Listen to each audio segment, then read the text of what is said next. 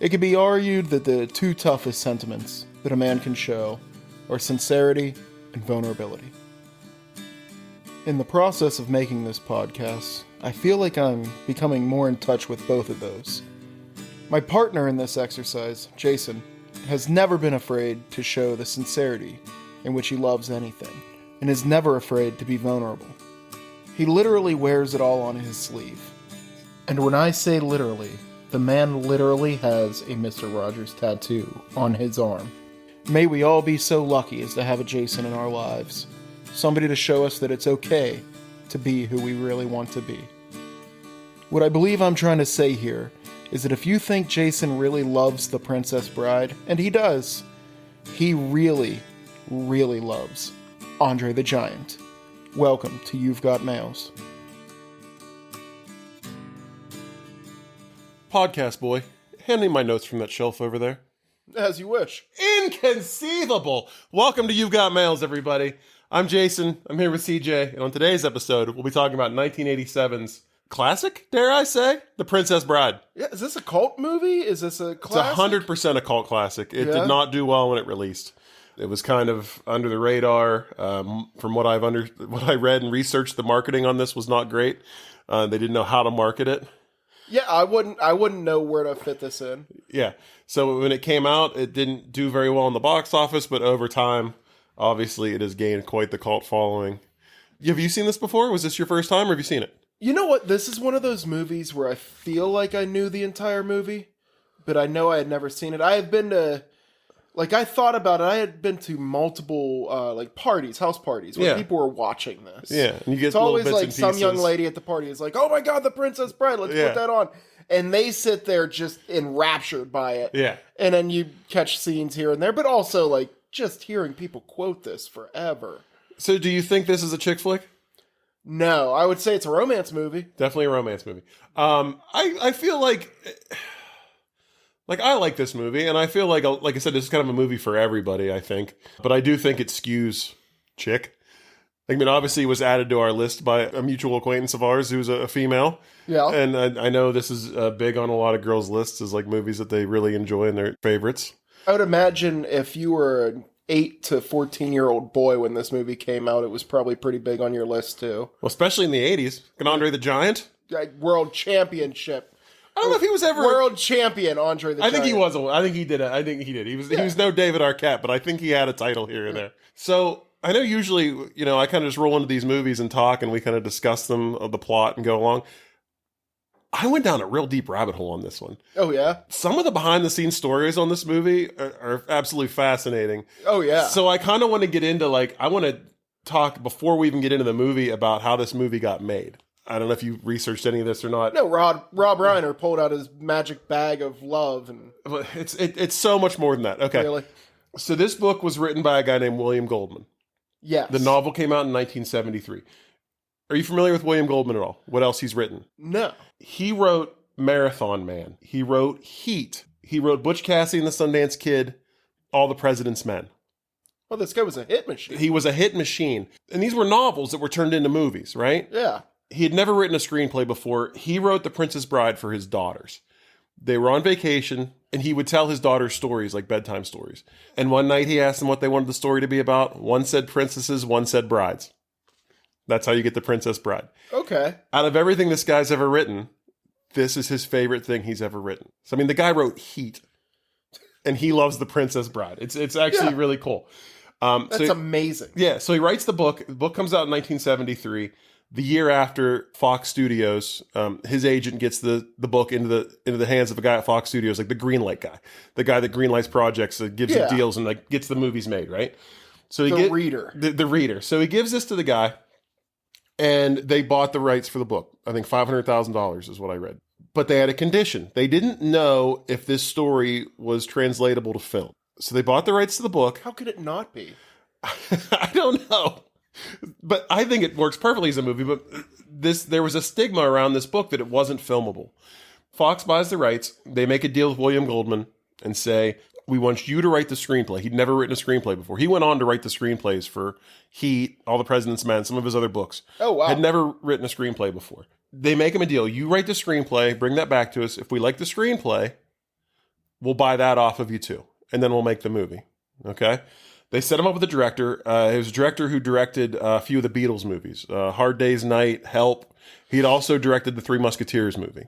Okay? None of those are real winners, really. I guess it depends on who you are. They were hits. I mean, but they were also the Beatles. It was the Beatles, yeah. The Beatles could shit in a lunchbox and sell it to you for like $1,000 and you'd buy it. That's fucking true. Except unless it was Ringo shit. Nobody's buying that. So they get this deal. He puts them with this director, gives them some notes. They work out the script. They give it back to Fox. They love it. Immediately after they greenlight it, the greenlight guy gets fired. So the new guy comes in. What does he do? Fucking puts the kibosh on everything that guy greenlit because they don't want anything that guy did to be successful. It's like when you get to a party and they're like, who invited you? And you're like, Dave. And they're like, Dave's not here, bro. Exactly. Dave's not here anymore. So that's it. Goldman buys the rights to his book back from Fox because the fact that they own it, somewhere down the line, they could make a new screenplay and ruin his... Because he loved this book. Like, it was his favorite thing he ever written. It was his baby. He wasn't going to let them have it and then somewhere 5 years down the line get some hack to come in and write a screenplay and make a horrible movie out of it. So he buys them back. Gets a handshake deal with another studio after this. They offer to make the movie. That guy gets fired. Okay? Oh, so it's like unfilmable cursed. Yeah, exactly. After this, he takes it to a smaller studio. They're going to make an independent film. They go for it. They say, yes, let's do it. They make a deal. That studio goes under the weekend the production is supposed to start. So that movie doesn't happen. The movie is cursed. It's literally cursed. So this is 1973. Fast forward to 1983. Rob Reiner. Okay. Directorial debut, Spinal Tap. Yes. He follows that up with a movie called The Sure Thing with John Cusack, which is a success. Follows that up with Stand By Me.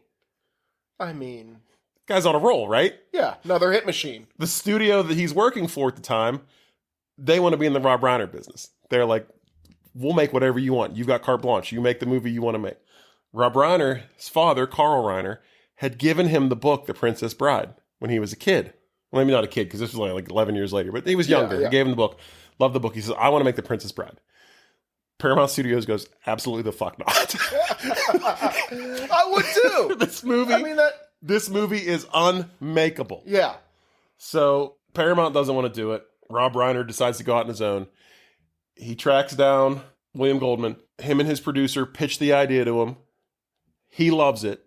Now they just got to get the movie made, right? He goes to Norman Lear.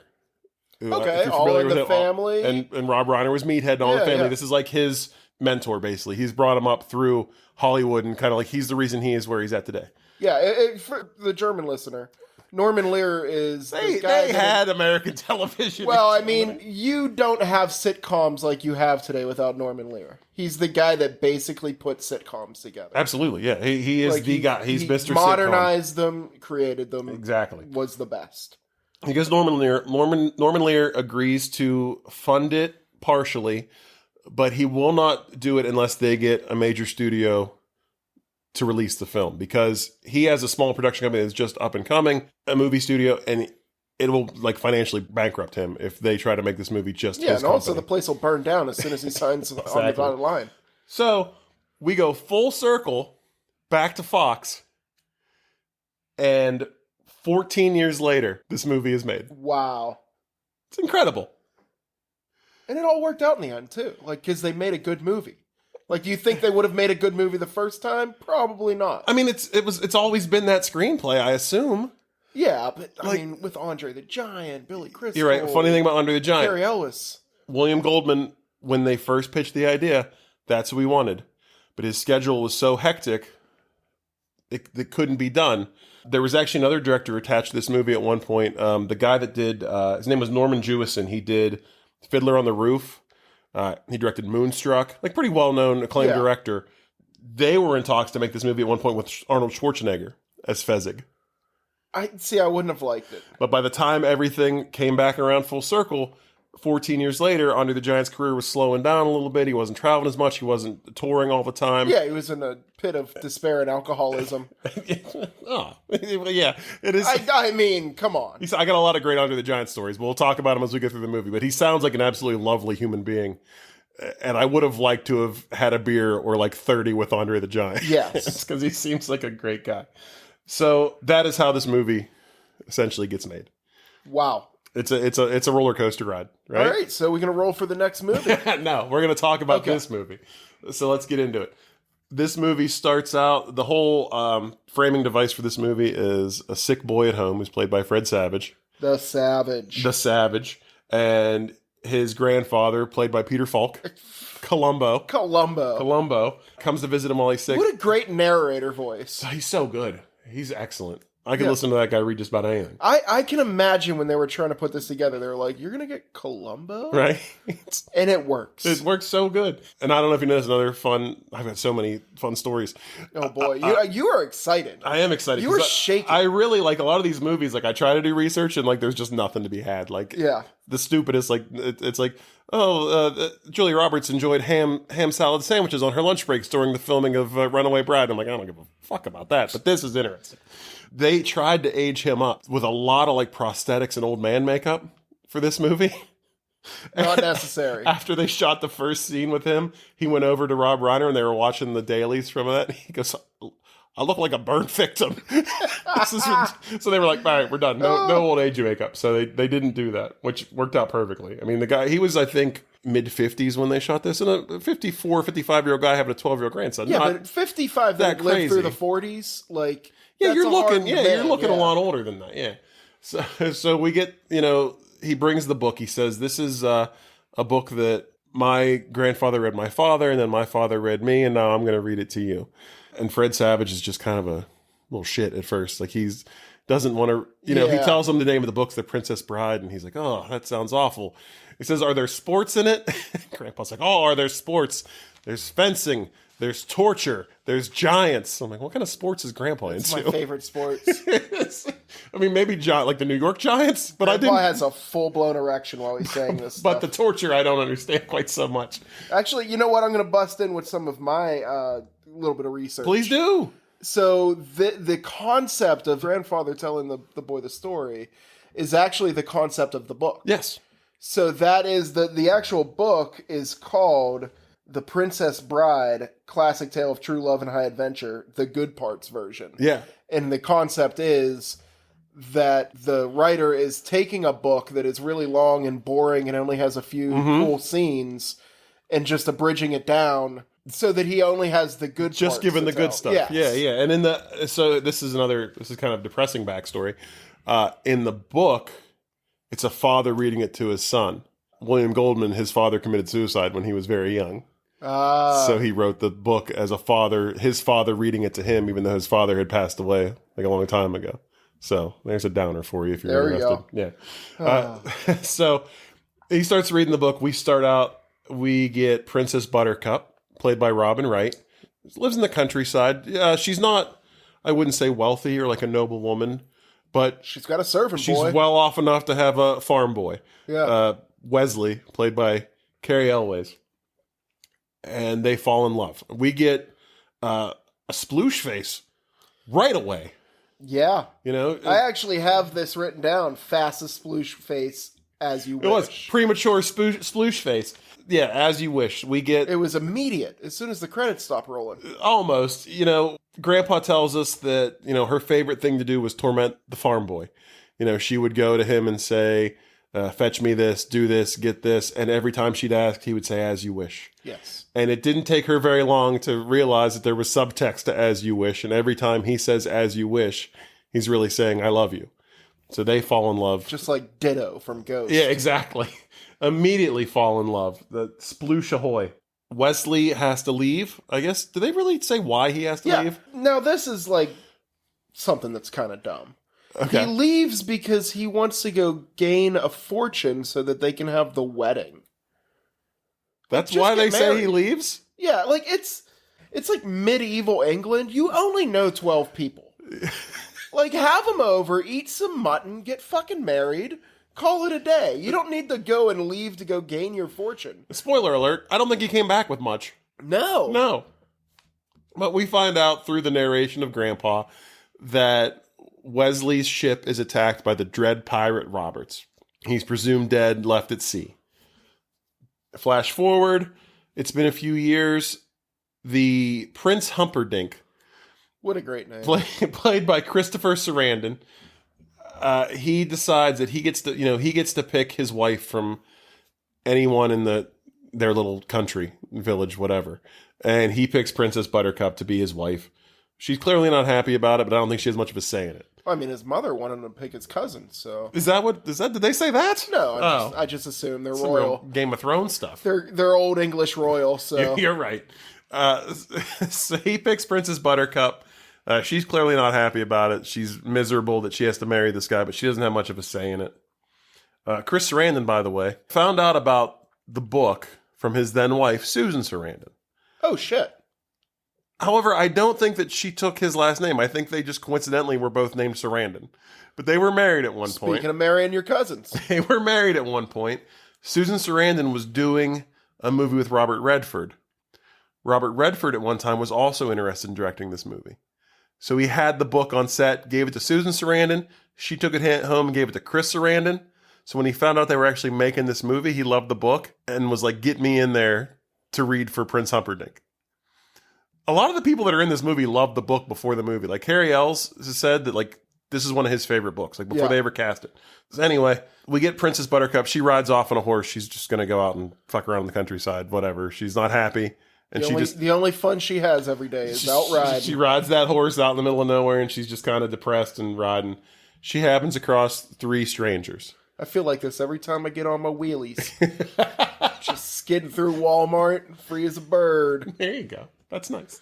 Do you ever run into 3 people that try to kidnap you at the Walmart while you're on your wheelies? At Walmart? No, they try to give you a job. This guy looks like he can push some carts around. Yeah.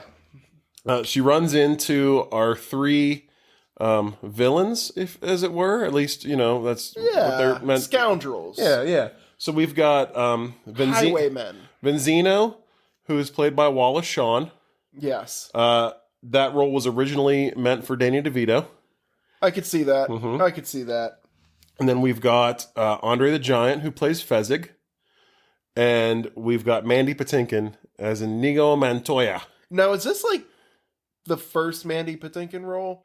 I don't think it's his first, but he said it's his favorite. Yeah, I know like he was like a huge theater actor. Yeah. Like he is super well regarded for his theater work. Yeah.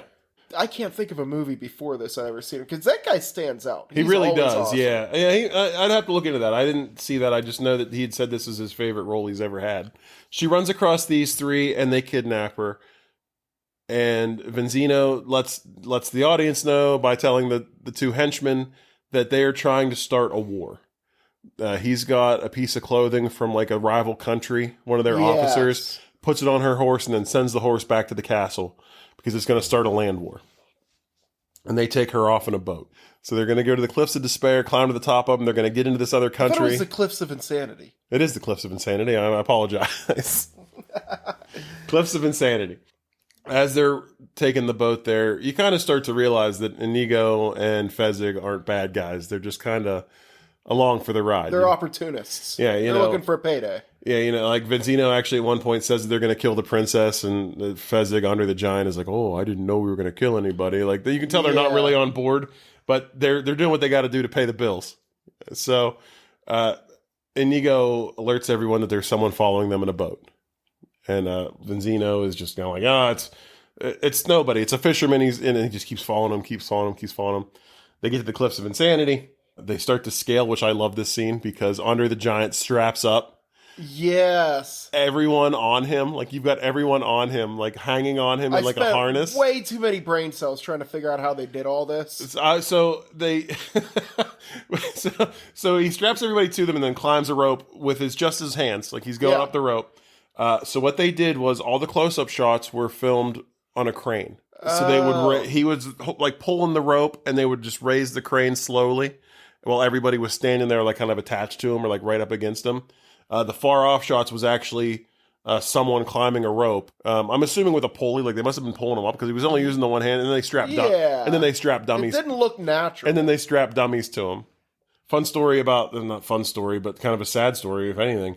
Andre the Giant was in such bad shape at this point, he couldn't carry anyone. Like he had just had back surgery. Yeah, there's a scene in this movie where he's actually holding Princess Buttercup in his arms. She was on a table, like under him, so that like holding all the weight because he couldn't even pick her up. Yeah.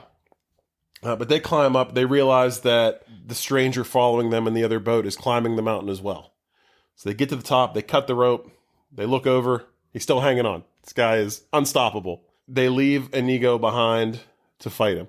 Inigo's a master swordsman. This scene. This is my favorite scene, I think, in the entire movie. It's literally regarded as one of the best sword fight scenes in a movie. I mean, even just the conversation leading up to it. Yeah, they're great together. I mean, these guys have sploosh faces for each other. They do, and that's it's amazing. It's very sportsmanlike. So Inigo, well, at first he's waiting for we find out is actually Wesley climbing the mountain. Yeah. Disguised as Robin of Locksley. Disguised as the Dread Pirate Roberts. He's climbing the cliff sides. He doesn't have a rope to climb anymore. And Inigo Montoya's just like, can we just speed this up a little bit? Like, I want to kind of, let's get to the fight. I have to kill you. Yeah, Wallace Shawn's got some wine up the hill. Get up there. Yeah. And Wesley says, well, I can't trust you. You want to kill me, so why would I trust you to help me up here? You could just drop me. And he says, I swear on my father, my dead father, that I will not kill you until you reach the top of this mountain. And that's enough for Wesley to be like, all right, throw me the rope. Throws the rope. They get up there and they proceed to have like the best sword fight. I've got great backstory on this. They wanted... So excited. They decided that they were going to have the best sword fight in cinema history. This was their goal. They practiced every day from 9 to 5 for a month. Wow. Sword fighting, fencing lessons. My favorite part of this is, though, Cary Elwes showed up for the first day of training. Mandy Patinkin had taken it upon himself and had already been fencing for a month before this, so that he was better than him when he got there and already knew a lot of stuff. Oh, wow. Yeah. According to Cary Elwes, they've watched every sword fight in movie history leading up to this to get pointer and tips. Now, did you see he also had a broken toe while we filmed this? He did. Do you know how? Something to do with Andre the Giant's quad? So Andre the Giant, because of his back, and he was so big, they couldn't put him in the transport van that carried the crew from, base camp to whatever set they were using.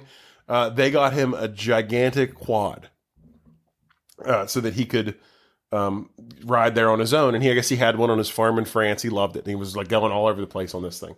And he kept trying to convince Cary Elwes to ride it. And Cary Elwes was like, no. Finally, he gets him to ride it. He rides it directly into a rock, pins his leg between a rock and the clutch, and looks down, and his big toe is pointing straight down. Oh. Just broken. He's so worried because it's so early in filming that he could be replaced. He doesn't want to tell anybody.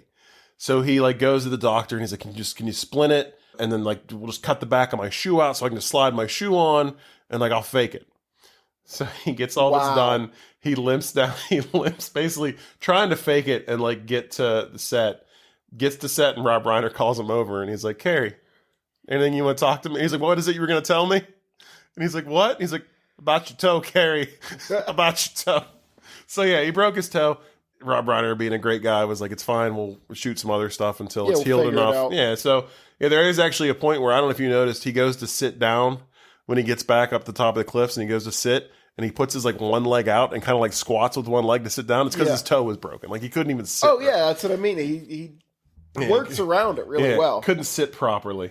The other thing is, too, they practiced this sword fight for so long and got so good at it that when they came and filmed the sword fight, it literally lasted a minute and a half. They finished it. The whole crew erupted in applause and everything, except for Rob Reiner. Rob Reiner was just sitting there with his blank look on his face, and he goes, "Is that it?" It's it's literally a minute and a half. We need a 5-minute fight scene. I just paid you guys for 2 months. So they went back in and they added the acrobatic stuff, with the flips. With the weird flips. And they built the set up. It was more of a flat set. Oh. They actually had the set designers build more to it so they could go up and down and jump around and stuff. Yeah, so they had to they added all this stuff to it. You can tell these guys are having fun. Yeah, I mean, they put everything into this. They really wanted this to be the best sword. And I saw a few reaction videos online of real sword guys rating fights for movies, and this is ranked very highly. Some of the best fencing in any movie. The two guys that trained them they actually trained Errol Flynn. Also, both of them worked on Star Wars. One of the guys was Darth Vader's stunt double. Yeah, so they know they're sword fighting. That's why Mandy Patinkin kept going. Whoosh. Yeah, yeah. Oh, that was the other thing. That apparently, oh no, it wasn't them. It was I think it was Christopher Guest. Whenever he fights Inigo later in the movie, he kept making noises when the swords would clink, and Rob Reiner had to stop and be like, "Hey, we'll put that in later. You don't have to do that." That would 100% be me. Yeah, so, yeah. I can't get silverware out of the drawer without making like sword fighting noises. So they do the whole fight. Wesley, of course, bests Inigo, and Inigo is just the flabbergasted. They're very respectful of each other, each talking about how great a sword fighter like they what are. I love this scene. Like Yeah. they're The you can tell they're banter. like, we are best friends now, right? Yeah, the banter and just like they respect each other because I think of the good sportsmanship. Yes. It wasn't dirty, it wasn't backhanded. They really fought, and they wanted it to I be have it clean. written down here. Just kiss already. So that's a different kind of sword fighting altogether. Wesley wins, but doesn't kill Inigo. Inigo says, "I guess you're going to kill me now." He goes, "No," and just knocks him out, moves on his way.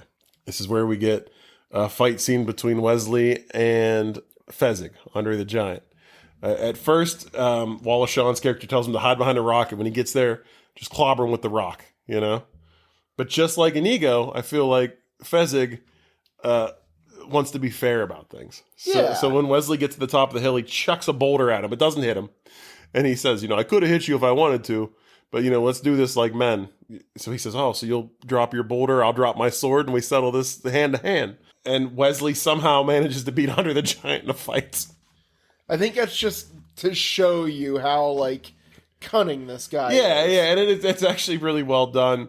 He kind of outsmarts him and gets him in a chokehold and won't let go. And all I could think of as I was watching this was, like, you'd never see The Rock do this. Like, these pro wrestlers now, like these guys that are in movies, these big macho tough guys, like, they don't want to lose fights. Like, Andre the Giant was totally fine and content with. Andre the Giant was perfect with it because I'm sure, just like me, you've probably gone on whole rabbit holes of reading about this man. He is a legend. Yeah, absolutely. And he's a very, very smart man, but because of the way he spoke, everything just sounds like he's really stupid. Yeah, so it works perfectly. Like, the way he sounds, the way he moves through the scene is awesome. Let me talk to you a minute about how he speaks, because this is another little fun tidbit that I learned. When Rob Reiner and his production assistant went to offer him the role, they wanted to do like a reading, basically, So they give him, 3 pages of dialogue. He reads it. They look at each other and they're like, I didn't understand a word this guy just fucking said. Like, they couldn't understand anything he was saying. They was just couldn't understand a word of it. But at this point, Andre the Giant was just so like, all right, I'll take the job, boss. I'll do it. And he gets up and walks out, and they're like, I guess we're stuck with Andre the Giant now, because like they couldn't tell him no. The guy's a giant. They're probably afraid of him. So what Rob Reiner did was he took all of his lines of dialogue, acted them out himself, and recorded them, and then gave them to Andre the Giant so he could listen to them and actually get the pronunciation right. Oh, that's smart. Yeah, so that was really cool.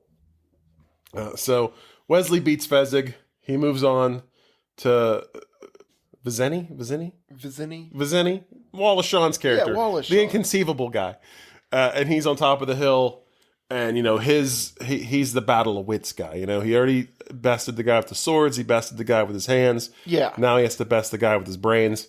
They do the whole 2 cups of wine, who's going to drink from what. Wesley tricks him. He poisons both glasses of wine. This is when I realized I probably had not really seen this movie before, because I thought he was in the movie a lot more, Wallace Shawn. I think that he's so good in this movie that you think he's in it a lot more. Yeah. Because he's great in this. Like, the character's great. Like, the acting's great. He's just a memorable character. It's the same thing with, like, Billy Crystal's Miracle Max. Like, I remember watching this as a kid. I thought he was in this way more. Oh, don't forget Carol Kane. Yeah, she's great too. Holy and like hell. she has like 5 lines of dialogue. Yes. And I thought that there was a way bigger part with these two in it. So he beats Wallace Shawn's character Vizeni, and then Robin Wright, who can't tell that this is Wesley somehow. Yeah, that's a little. It's inconceivable. It is inconceivable. He's got the Zorro mask on, and she can't tell it's him, and he's saying that he's the Dread Pirate The Roberts. guy that you're like this messed up over, you don't recognize. Yeah, him. yeah, exactly. It's supposed to be this true love, and you can't tell just because he grew a little pencil mustache and has a mask on now. He's totally recognizable. They talk back and forth, and he's kind of a dick to her in this scene. You know, because she's saying, "Oh, you killed my love," and he's like, "You don't care about him. You're already getting married to somebody else." And he's real scorned. Now, here, let me ask you: is it a coincidence that he's there, or is he hunting her down? Like, not hunting, but is he like? Did he find out that, like, oh, okay, Buttercup's getting married to the prince, I better go... I think he was coming to her, yes. Okay. And I think that it just so happened that they intersected at the time. Now he's just being kind of a dick about it. Yeah. I mean, you were coming back, obviously, bro. So, you know, what's the problem? So, you know, he's giving her a bit of a hard time. She still thinks that he's the Dread Pirate Roberts that killed her beloved. So she pushes him down a hill. And I love this scene because it's like the scene from Tommy Boy when Chris Farley falls down the hill. It's like this never-ending hill. Good on those stunt doubles. Oh my God. And then he yells out, "As you wish," as he's falling down the hill. I did see somebody clip this quick, like, one frame of her stunt double. Full mustache. Rolling down the hill. It's like that episode from Spaceballs, whatever. They show everybody and the princess is a dude. So she just rolls down the hill after him because I guess that's the best way to catch up to him.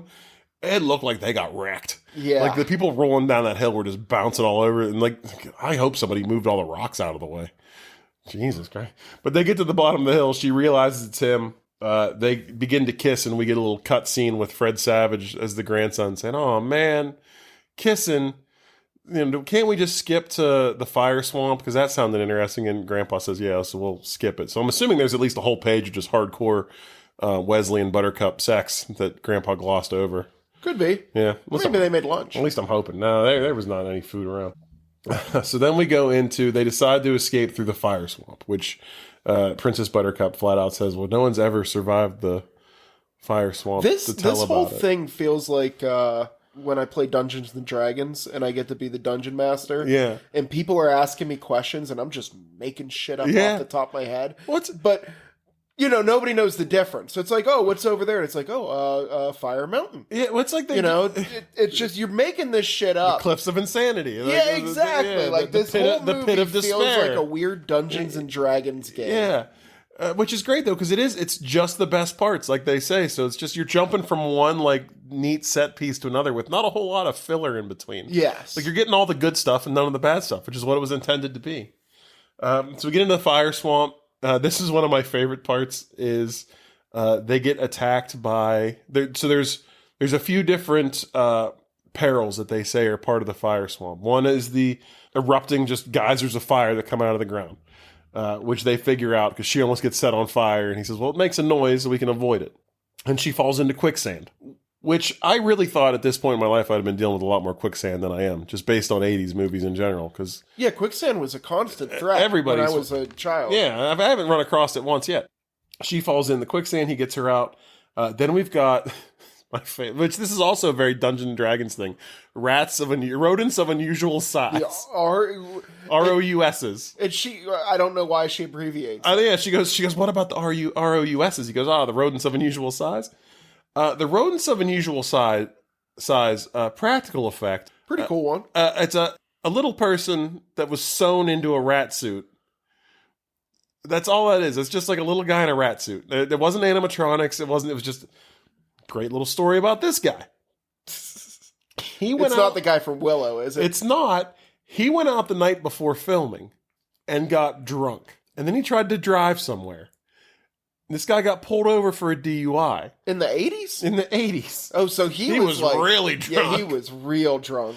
When the cop pulled him over, he was like, you can't arrest me. I'm playing a rat in a movie tomorrow. And the cop was like, yeah, you're definitely drunk. Arrested him. So there's scenes in the movie where it looks like Wesley is just wrestling a suit, like the rat suit with no one in it. Because he is? It's because that guy wasn't there yet. Because they had to bail him out of jail and he had to get to the set. It's freaking awesome. And then I guess as punishment, they lit him on fire. Because this guy is literally a guy in a rat suit. And they lit him on fire. Which is wonderful. Some like real midsummer shit. Like you just put a guy in sew him into a rat skin and then light him ablaze. So they beat the rat. They get out of the swamp. And then Prince Humperdinck is immediately there. Well, he'd been following them. Like they found out that she was kidnapped. They were following him. They saw them roll down the hill. Well, they're on horseback. And they're not idiots. They didn't just throw themselves down the hill. There's like a road. Okay. Plus, who knows how long they're in the firestorm for? That took a little bit of time. All right, to get all through right. there. You know what? I have to suspend belief a lot in this movie. Yeah, well, yeah. I realize this. Well, you're skipping the boring parts. It's all the good stuff. So you don't have Yeah. to watch them ride around the mountain. They just show up. So he shows up with his count, who turns out to be the six-fingered man, which I didn't mention. During Inigo and Wesley's initial fight, Inigo says that he's looking for a man with six fingers on his hand, killed his father, and that's his whole quest, is to avenge his father's death. Mm-hmm. That's kind of why he's hanging out with Vinzino. He's just trying to make money and survive because he says, there's not a lot of money in the revenge business. So you got to make money somehow. So he's just kind of a henchman until he can find this guy. They show up. They're about to kill Wesley, and Buttercup says, please, I'll go with you if you spare his life. And they say, all right. Prince Humperdinck leans over and whispers to his guy, just throw him in the pit. Is that the pit of despair? What's he throw him in? There's a name for that place. That's the pit of despair. He goes, take him as soon as she's gone. We'll throw him in the pit of despair. It's at this point the Count knocks Wesley out. Knocked him out for real. Yes, I saw this. So Christopher Guest, who plays the Count, was real hesitant about hitting him, and they kept trying to do it without hitting him, and it just wasn't looking right. So at one point, Carrie Elways was just, just give it a go. Don't hit too hard, but just, really give me a whack so, then I'll pretend to pass out. No. Christopher Guest hit him hard enough that it gave him a laceration on the top of his head, and he had to stop and get taken to the ER. Full-blown concussion. Concussion, and had to take him to get stitches. So when you watch that movie, and you see Wesley get knocked out by the Count, it's real. He gets knocked the fuck out. So from here, we get some scenes of Wesley in the pit of despair, which is basically their torture room with the weird albino guy. And we find out that the Count has made the machine, which is the ultimate, not Bert Kreischer, but it's the ultimate torture machine. Yes. This thing is a mess. Yeah. It's just a bunch of cogs shoved together. Yeah, it looks like something out of an old pulleys. Frankenstein movie, but it's basically just a... Suction cups of death. Yeah, things stuck to you. You get you imagine there's wires hooked up to you and stuff. I guess it electrocutes you. I'm not really sure what it does. It sucks the life out of you. Yeah, it sucks the life out of you. Which it didn't. Almost. I mean, it's supposed to take years off your life. But he turned it up all the way. Age or anything, he just died. Yeah, well, it just takes years off your life. So you die at 20 instead of 80. Oh. Yeah. So we see him in there. He's getting the torture business. And then we found out from the prince that he hired the three men to kidnap Buttercup, and he's trying to start this war so that they can take over this other country. So they decide to have he's forcing her to marry him. George Bush Jr. feel to this. Right? It really does. So instead of the six-handed man, he needs to have Dick Cheney. Dick Cheney coming out of the shadows like Darth Vader or whatever. I mean, and much like Dick Cheney, the Count accidentally hurt a man in the woods, supposedly on accident. That's true. Yeah, very, very similar. I could imagine Dick Cheney having a big torture machine in a basement somewhere. Oh, 100%. Just hooking people Absolutely. up to it. Yeah. It's the only reason he's still alive. So we get, the scene, we find that out, and then we find out that, the princess thinks that Wesley has been sent off onto his ship and that they've let him leave. She comes in and tells the prince that she cannot marry him because she's truly in love with Wesley. And he says, well, do you think that he still wants you? Because you said that, to send him away, to save him, but you didn't fight to keep him here. And he says, I'll make you a deal. I'll send out my 4 fastest ships with a letter. And if he comes back before the wedding, then you two can be together and we won't get married. Clearly, this is all bullshit because the prince is kind of a dick.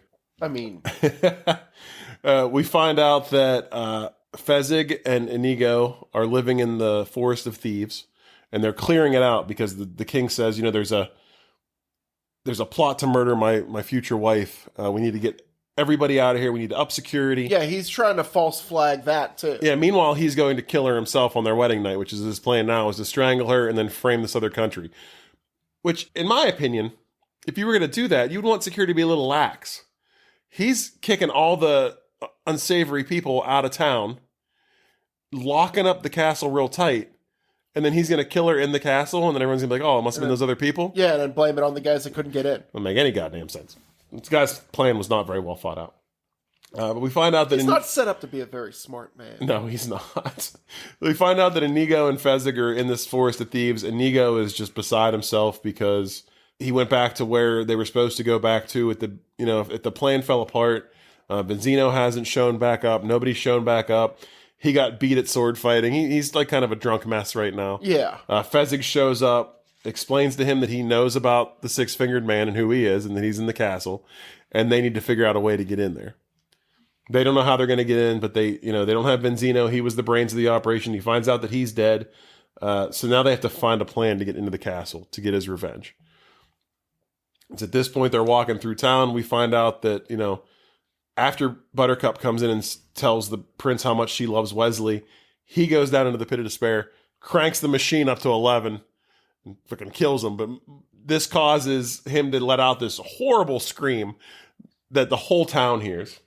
And why? So he actually cranks the machine up to 50. Oh, 50, I'm sorry. Why could they not have it cranked up to 11? Right, it was a Rob Reiner movie. Like, Yeah, I he mean, did this is Spinal the Tap. guy from Spinal Tap. Send it to 11. Like, have a 50 and then have an 11 right past it. So you crank it all the way. I would have enjoyed that. Like, yeah, it would have been good if it went from 10 and then to 11. I think that would have been better. But they hear this sound of despair, and they know that Wesley, the man in black, was looking for his true love, and that's the sound of, like, total despair, and it has to be him. So they go and they find him. Unfortunately, he is dead at this point. The only way they can bring him back is a miracle. They take him to Miracle Max, who's played by Billy Crystal in a fantastic cameo. Oh, it's so good. All done up makeup. Barely even tell it's Billy Crystal aside from the voice. It turns out he worked for the prince and it was fired, and he doesn't want to at first bring Wesley back to life, but then he finds out that if he does, it's going to ruin the prince's life. So he does. So he goes right in with it. Yeah, he gives him a pill that'll magically bring him back to life. They have Also, Carol Kane in this scene. Yeah, she's fantastic. Who's, like, for anybody listening, like, just Google her. Look for some of her best scenes. That lady, she's like, who's the mom from Home Alone? Oh, Catherine O'Hara. She's like Catherine O'Hara. Yeah. A comedy genius that never got their due. And I love her voice. Oh, yeah. She's got the best voice. Her and Scrooged. Yeah. She's probably the best part of Scrooge. She really is. Yeah, and it's hard to do when you're in a movie with Bill Murray. Yeah. She really is fantastic in that. But did you know in this scene, Inigo Montoya, Mandy Patinkin actually bruised a rib trying to hold in a laugh from Billy Crystal? This was one of his injuries. Yeah, there were a few injuries on set, and that was one of his. A bruised or broken rib. Yeah. Because he was trying not to laugh during it. Which makes total sense. The guy's fucking hilarious. So they give them a pill that they have to wait 15 minutes and then give it to Wesley. It'll bring him back to life.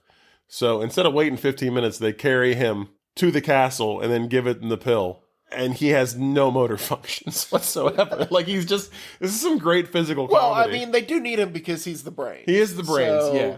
Them making bad moves is kind of par for the course. Yeah, he is the brains. This is some great physical comedy from Cary Elwes. The guy's a master. He really is. Just getting drug around, just swinging his head back and forth is really all he can muster. And then you've got Under the Giant kind of dragging him everywhere. They come up with a plan to put Under the Giant on a wheelbarrow wagon and roll him up to the gates where there's like 60 men. And then he pretends to be the Dread Pirate Roberts. And then they light him on fire. Which, honestly, if you just take the scenes of like Under the Giant's face in that cloak with the fire going up around him, it is terrifying. Yes. Like, it's very unsettling if you don't already know that Under the Giant's just a big, sweet man. Well, I mean, and you got to think from the average 1500s, like, English countryside person. Oh, yeah. That is the most exciting thing they have ever seen. Terrifying and exciting at the same time. So they all fucking get the hell out of there. They finally get into the castle. At this point, the prince and Princess Buttercup have already been married. They hurry along the ceremony. We get the wonderful marriage. That guy. Yes. The speech impediment guy. Yeah. So they rush everybody off, and then it's up to them to run through the castle and find where everyone is gone. Inigo Montoya finally runs. This castle is fucking huge. It is. They put some work in on these sets. Yeah, but you know what I love about this movie too is that they look like sets. They do. But it works somehow. Like, it looks like an old school, like 40s, 50s movie or theater set where they kind of... Yeah. It reminded me of like Jim Henson-esque. Like, yes. It was all clearly like man-made. They were on a soundstage somewhere, but they There's all a look, level of jank to it. yeah, which worked, I guess. I think because it's a grandfather reading a story to a son, and the son is or grandson, and it's like it's your imagination. Like I feel like this is kind of what your imagination comes up with in a way. Like it's not grand and crazy. Yeah. It's like kind of like you're thinking of like movie sets. You're thinking of things like that. But they run into the Count, and Inigo chases him down, which I loved. Like, Inigo's whole thing is, when he meets this man, he's going to say, "My name is Inigo Montoya. You killed my father. Prepare to die." He's been trying to get to this guy this whole movie. They finally run into him in the hallway. He says this. Christopher Guest just turns tail and just runs his ass off in the other direction. I was like, it's so anticlimactic. Like, there was supposed to be a big sword fight. He ends up catching up with him in a room in the castle. And it looks like Christopher Guest has the upper hand for a little bit. He throws a knife into this man's gut. He throws a dagger at him, and he stabs him in his shoulder and his midsection, I believe. And he is rough. But, the spirit of vengeance keeps him going. Yeah, I mean, to put it into perspective, Christopher Guest receives the exact same wounds. He does. And dies. Yeah, he does. I don't know if Mr. Montoya made it too long after the great escape. Oh, he's fine. So it's a happy ending. It's only the best parts. They're not going to show. Maybe that's what happens. They don't show you the death. They only show you the best parts. They don't show you the sad. Makes shit. It a mile and just falls off that horse. Yeah, they don't show you the sad shit at the end. And then Wesley makes it into Buttercup's room where Prince Humperdinck shows up. Wesley's just laying in bed. I love this part of the movie where he basically scares him into dropping his sword because he doesn't realize that he has no motor skills. Like, he can still barely stand. But he does. Like, he got into that bed somehow. Andre the Giant was carrying him everywhere. He got him in there and laid him down. And then he's missing at this point. Like, he left him in the hallway, and when Andre the Giant comes back, he's gone. And he's made it to this bed somehow. Well, he crawled himself. He's got, because he can stand up out of bed, but he can barely stand. Which I want to see that 45 seconds of him trying to get to the bed. So he could barely move, but he could move enough to get into a room. So he tells the prince all these horrible things he's going to do to him, and then finally stands up out of the bed and points his sword at him, and it makes the prince drop his sword. And they tie him to a chair, and as soon as they get him tied to the chair, he just falls. Like, he can't move. So he knows he's been Pure faking. Cunning. Yeah, exactly. It was like he won the fight without having to do anything. Exactly. I liked a lot. And then we get the escape from the castle. Andre the Giant just shows up with 4 horses, which I loved. He's like, "I found these horses. There's 4 of them. There's 4 of us. Let's go." That's 3 horses and 1 very unlucky horse. So, I don't know if you noticed as they're riding off from the castle, clearly not Andre the Giant on that horse. Actually, any shot they show of him from the back is not him. Really? They used him as little as possible. Oh, okay. But you could tell it was like a guy in a big wig, and they stuffed his shirt to make him look big, but it's clearly not him on the horse. There was an alternate ending to this movie. So after they ride off into the sunset, we get one final kiss with Buttercup and Wesley. Everything's all nice and happy. We cut back to grandson and grandfather, and he asks him, "Hey, maybe you can come back tomorrow and read this again." Grandpa says, "As you wish," and that's how the movie ends. Aww. And the original ending was going to have Fred Savage's grandson character look out the window, and the 4 main characters are going to be outside in his street on horses. That'd have been super duper dumb. I would not have been into that. Well, that's why they took it off, because they said it didn't really make any sense. Yeah. They shot it, and they actually had to lower Andre the Giant onto a horse on a crane, and then just not put him all the way down. Because the horse got one look at Andre the Giant and was like, "Fuck no. Like, this ain't happening. I will not." I am a majestic creature. But there's a great story where Rob Reiner, I guess they were getting ready to film that shot, and he comes in and Andre the Giant is getting lowered down onto a scared looking horse. And Andre the Giant's just like, "Hey, boss," and gives him away. So that's it. That's the movie. Wow. Right? You're still so excited. I love this. I really I just like the research, because in a lot of these movies, like I said, I don't get a lot of fun backstory out of these. I found so many good stories. I've got more for my grand gestures. Would you like to go first, though? Would you like to give this movie any roses?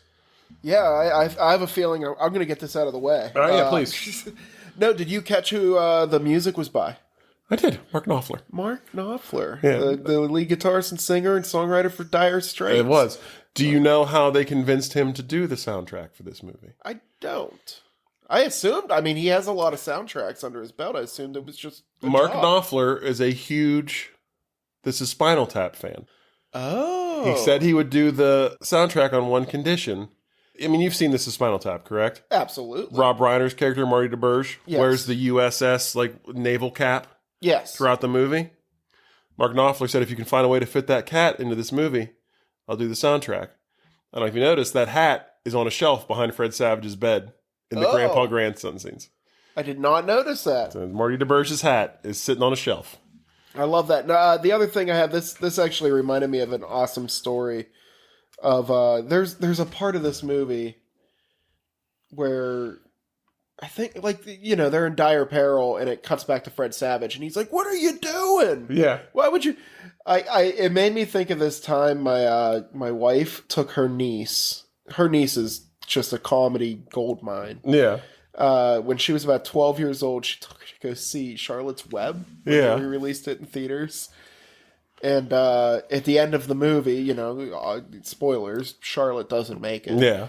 And it's super sad, and she's crying, and she just turns around and looks at my wife and yells in the theater, why would you bring a child to this? What is wrong with you?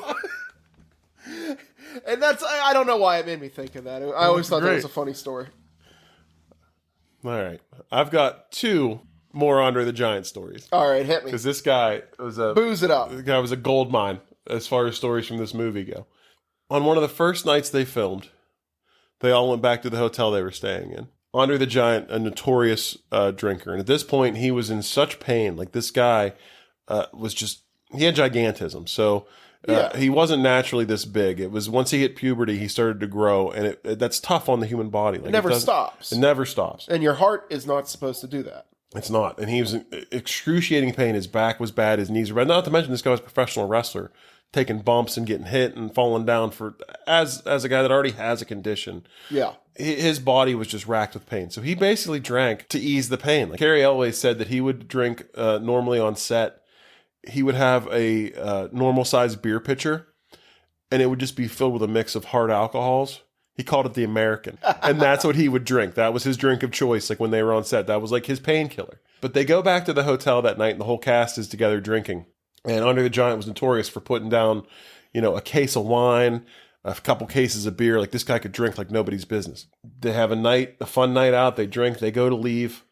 As they're walking through the hotel lobby, Andre the Giant just lays down in the middle of the floor and passes out. The guy's Andre the Giant. You don't carry him back to his room, Yeah. You've seen me drunk. You don't carry... Where I lay is where I lay. I've seen you pull the same move. Yeah. What you do is you bring the dining table over, you put it on top of him, put some chairs around, and hope nobody notices. Yeah. Close to what they did. At the hotel, they got velvet ropes, and they put them around Andre the Giant so no one would bother him. And the hotel staff was very nice about it. They were like, oh, you know what? He'll wake up in a little bit. It's fine. He was there from that night until 10 a.m. the next morning. Finally woke up, got up, brushed himself up, and just walked out. So anybody checking into this hotel room was just like, oh shit, there's Andre the Giant surrounded by velvet ropes in a hotel lobby. That's Andre the Giant story number one. From what I understand of Andre the Giant that was how he lived life, though. Like, if he wanted to be somewhere, he was going to be there, and nobody can stop him. It's like that joke, where does a 1,000-pound elephant sit? Wherever it wants. Yeah, like, that was Andre the Giant. The guy did whatever he wanted because who was going to stop him? Like, that was the whole thing was in his he basically got this role because he had like 3 losses in his whole career, because basically they'd be like, all right, now the good guy's going to beat you. And he'd go, no, they're not. Yeah, no, yeah. You had to earn his respect for him to ever do anything nice for you. As far as wrestling goes, from what I understand, like, if you wanted him to lay down for you, he had to respect you. If he didn't respect you, you weren't getting anything from that guy. Exactly. But genuinely, he seems like a very nice person, though, too, but just very much conscious of his image and like his business ethic, like what he wanted out of life and out of work. Like, he knew it and he got it. My other favorite story, the scene when they're on the castle wall and they give Wesley the pill, and Andre the Giant says, how long is this supposed to take? And then he wakes right up and he goes, I guess not very long. When they were filming this scene, right as he said that, Andre the Giant let out the loudest and longest fart that anyone had ever heard. So loud that like the sound guy had like rip his headphones off And like everyone heard it. Some say he's still farting to this very And day. everyone just could not control their laughter and is just laughing hysterically to the point where they couldn't film the scene. Like every time they would try to film it, Carrie Elway's, he'd get to that line and all he could think about was this mammoth fart that Andre the Giant had just ripped like moments before. Just wine and cheese. And just couldn't get it together. And Rob Reiner called him over and Carrie Elway said, I'm really sorry. I can't, it's just so funny. Like I can't. And Rob Reiner said to him, he was like, listen, why don't you turn it around a little bit? Why don't you think about what it's like for him being like this big, different guy that everyone laughs at and looks at differently. Now go do the scene. They got through it like without a hitch, like no problem. Man. And then Carrie Elways apologized to Andre the Giant and said, I'm really sorry I laughed at you. And Andre the Giant goes, it's all right, boss. My farts always make people laugh. And that was Andre the Giant. Oh. Just a big sweet man. Yes. Just want to hang out with Andre the Giant. All right. Shall we chick flick this to a dick flick? Yes. Why don't you go first? I will go first. So what I want to do is remake this movie, but I want to give it to the guys that did Game of Thrones. And we're just going to up. Fuck, it's finally happened. Are we picking the same thing? We did the same thing. Beautiful. So what? Just more incest, more violence, more boobs? I wasn't going to go straight to the incest. That's usually, it's part of the package. But I was thinking add the Hound in the Mountain. So, like, when somebody says, hey, I want you to go kill that guy, he literally rips a guy's skull in two. Yeah, like Andre the Giant. Like, I could just see him with his giant hands just squishing heads till they pop. Yes, like, replace Manny Patinkin and Andre the Giant with the Hound and the Mountain. I like that, Same movie, and they are just terrorizing. And Wallace Shawn, same guy. Yeah. And he's just like, yes, go and kill him. Yeah. And then he, like, rips a man in half, and he's like, oh, God, what have I done? Like, who did I bring with me? Oh, sorry, boss. I didn't mean to do it that hard. Yeah. But yeah, and then, like, all the points in the book where Fred Savage is like, oh, no, kissing, skip ahead. We don't skip ahead, and we get hardcore sex. Just nudity. Like Game of Thrones style. Like there's just swinging dicks and boobs everywhere, and just, yeah. Fuck it, Peter Dinklage, just because he's awesome. Bring him in. Fuck yeah. I mean, he would have been a great Inigo Montoya. Yeah. Just a little sword fighter. I love it.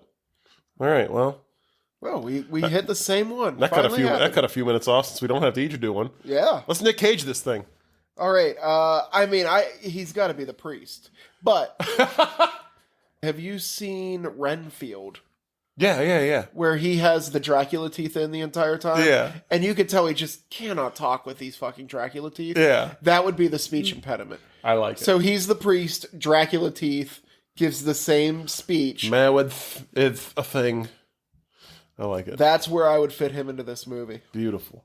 All right. I'm going to connect this to the only person I really felt like I should connect him to. Of course. Andre the Giant. Yes. Now, hopefully you'll give me a little leeway here.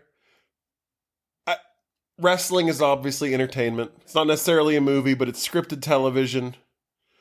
The other wrestlers are your co-stars. Say what? Andre the Giant famously headlined WrestleMania 3 in a match against Hulk Hogan. Yes.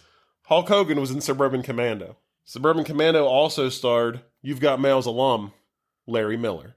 My man. Larry Miller was in the Get Smart movie with Steve Carell. Oh, wow, that was a big jump. Get Smart also starred James Caan as the president. James Caan was in a movie called Honeymoon in Vegas with Nick Cage. Excellent. And that's how I connected Andre the Giant. That's actually a very good Nick Cage movie. Yeah, it is. All right. Let's rate it. You go first. You seem torn about this one. I do. This movie, like, let's just put it on Front Street. The acting's pretty terrible. There are some spots of good acting. I think it's perfect for what it's supposed to be. The sets, like we said, are kind of ramshackled together. The story is masturbatorial. Like you said, it's just the good parts. This movie literally scores high points on charm.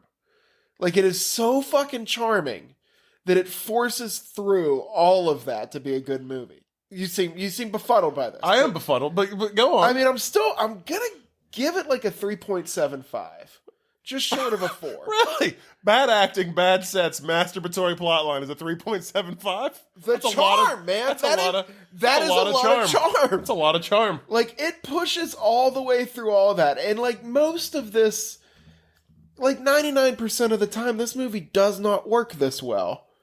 It just becomes the never-ending story, and nobody ever wants to see it again. I love the never-ending story. Oh, fuck off. Jesus. What? Go die in the Sarlacc pit or whatever that horse falls into. No, it's the swamp of sorrow. That's it. Or something. Archex. Oh, I'm going to cry right now thinking about it. No, I mean, I'm giving this a 3.75 on charm alone. All right. And quotability. Yeah. As I watched this movie, I realized I had heard every single line of this movie at some point in my life. Absolutely. Are you done shitting on my hopes and dreams? Yeah. All right. It was fun. When you said that this movie should not have worked as well as it did, it's because it took 14 goddamn years to get it made right. 3.75 for me also, for all the reasons you said, but not because they're negatives. Everything about this movie is perfect. Is the acting a little ham-fisted? Yes. It's supposed to be a grandpa reading like a sappy like fantasy story to his kid. The acting was done this way intentionally. Like it was meant, that's why it worked, is because that's the setting. I love the sets. I'm a sucker for practical design on anything. Yeah. Like all these built sets. And like I said, it put me in the mind of like, it made me think of the Neverending Story. It made me think of like old Jim Henson stuff. It made me think of like Star Wars, like the way they would just build those swamp sets and like sets for the different planets. Like they put a lot into it. And just like the quotability, and the charm. God damn it, the charm is out of this world. It really is. Like this movie is so earnest in what it does. Like it doesn't pretend to be anything else. It's just there to be nice. And it's nice, God damn it. It's 3.7 stars worth of nice. There's charm out the wazoo. So yes, 3.75. All the reasons that you said are negative are positives. I want to rate it higher now, but I'm giving it, and I'm like it's 3.75 for me. I'm surprised that seems low for as excited as you've been. I would just love the backstory. I mean, I can't rate a movie based on the backstory, but I think of what like they went through to make this movie, and just like the great. I want to give it like a 5 just for Andre the Giant, just because the guy seems like so sweet to me after reading all the stuff and seeing everything. Where's like the 8-part Hulu TV show that dramatizes the backstory of this getting made? Oh my God, I'd watch the shit out of it. They do have it, if you've ever seen the TV show Young Rock, they do have an episode that's based around shooting this. Oh, really? Andre the Giant. Yeah, they go to visit him on set. Oh, that's awesome. Love Andre the Giant. I'm gonna do more research on him now, because like as a wrestling fan, like I wasn't a huge Andre the Giant fan. Like it wasn't like that was a little bit before when I got into wrestling. But the guy sounds like just a golden human. Like I just can't imagine like everything I've read and everything I heard so far. He just sounds like the nicest, sweetest person. He's a man of story. There were scenes they were shooting during this movie, like on the boat, where it was so cold that Robin Wright was like freezing and shivering, and he would just come over to her and just put his giant hand on top of her head, just to keep her warm. Like he would stand there just basically like a human furnace just to warm this poor woman up. The man is a saint. 3.75. Nice. Andre the Giant, though, he gets 5 stars. Wonderful. Inconceivable. All right. Should we roll our next movie? Yeah, let's what are we up to? We are at 206. 206. All right. I want one that's above 100. This time. A lot of people do. Yeah. I've actually had some suggestions on new ways for us to roll the movie, but I think we just got to go tried and true. But this Google generator does seem to skew slightly low. Yes, and right now we have 44. Fuck. All right, then. Let me look and see. 500 Days of Summer. Oh. Are we familiar with this movie? This is, I've never seen it, but it's Zooey Deschanel. Oh, I love her. And... oh, it's either Joseph Gordon-Levitt or there's another guy that's just like him. Another just basic white guy? Yeah, they're both around the same time. Not Jonathan Taylor Thomas. But it is Joseph Gordon-Levitt. Okay. Worry no longer. Yeah, so this movie, let's see. Tom, a greeting card writer and hopeless romantic, is caught completely off guard when his girlfriend Summer, hence the name 500 Days of Summer, Zooey Deschanel, suddenly dumps him. He reflects on their 500 days together to try to figure out where their love affair went sour. And in doing so, Tom rediscovers his true passions in life. Great. It sounds like a high-fidelity sequel. It does. It can't. I hope he's not a dick. So And, yeah, we got. and if it's got Zoe Deschanel in it, that means that we're getting a lot of like Speaking, weird indie rock from the early 2000s. I love her. I love New Girl. Rob Reiner plays her dad on that, so it all kind of ties together. Yeah. So we got Chloe Grace Moretz, who I like a lot. Hit Girl. Minka Kelly. Oh shit. Clark Gregg Coulson from the Avengers movies. Oh, Agent Coulson. Yeah. All right, I'm in. All right, so Yeah, let's try this one. I've never seen it. It always seems to be popping up everywhere, so let's do it. All right. Well, everyone, until next time when we review 500 Days of Summer with some boring white guy and Zoe Deschanel, please check us out, Spotify, Apple Music, rate us, review us, tell everybody you know about us. And until next time, stay romantic and don't be shit at each other. I got to say masturbatorial. You sure did.